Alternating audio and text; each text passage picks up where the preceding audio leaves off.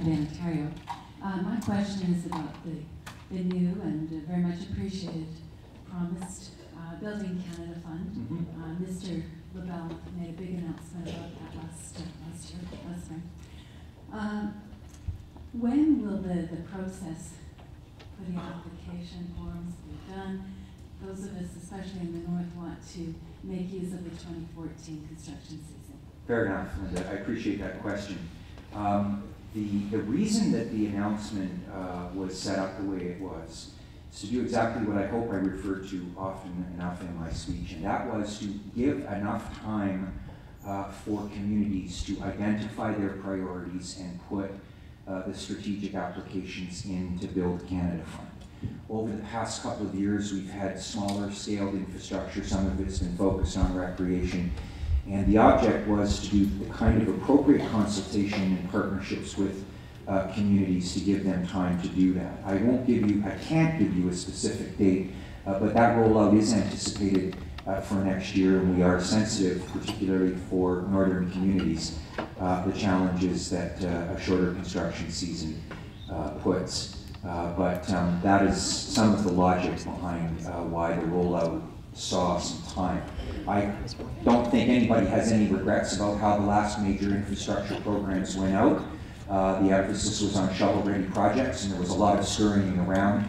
This is this is proposed to be a much longer initiative, and so we wanted to give people some longer periods of time to identify those projects and have the due diligence in place so the application process could go more efficiently and effectively.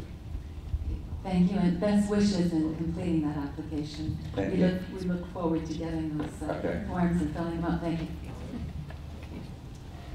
Good afternoon, Minister, Mayor Rickford, Marathon. Let me start off by saying I think you're doing a great job in your writing and now representing us under the new portfolio.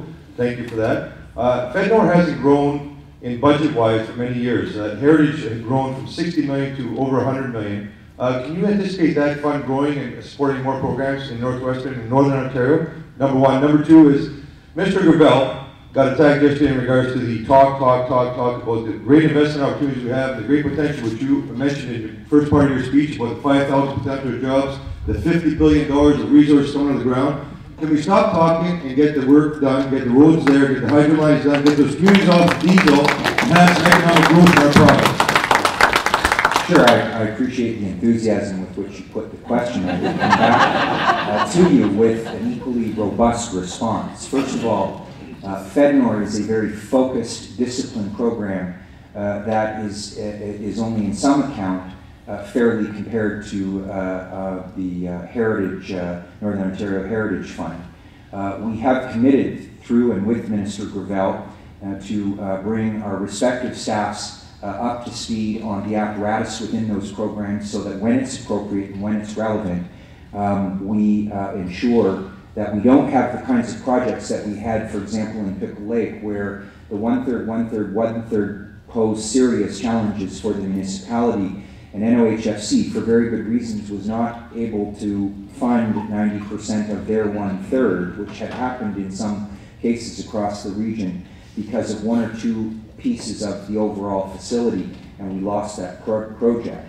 And so with respect to FedNor comparisons to Ontario, after all, we are in Ontario.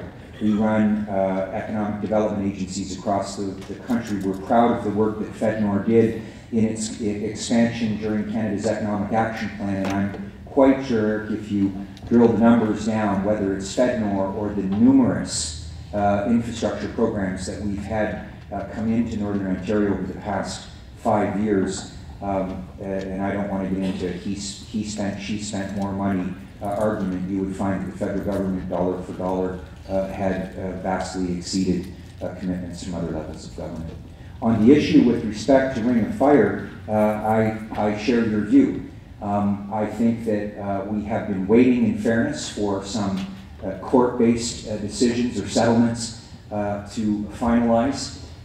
We also are, as I said earlier, actually working on the development of hydro corridors that link up our isolated First Nations communities and connect the dots to the Ring of Fire. For the federal government's perspective, we have invested money, quite recently in education opportunities. I'll be following up with real visits in those First Nations communities on a bit of an Uncle Sam tour to ensure that these, that these folks are aware of it. Our KCATS people are doing great work. We want to hear from youth and young people as to what other barriers they see out there for their jobs. So in response to that question, I would tell you that from the federal government's perspective, we are actually lifting big boxes right now.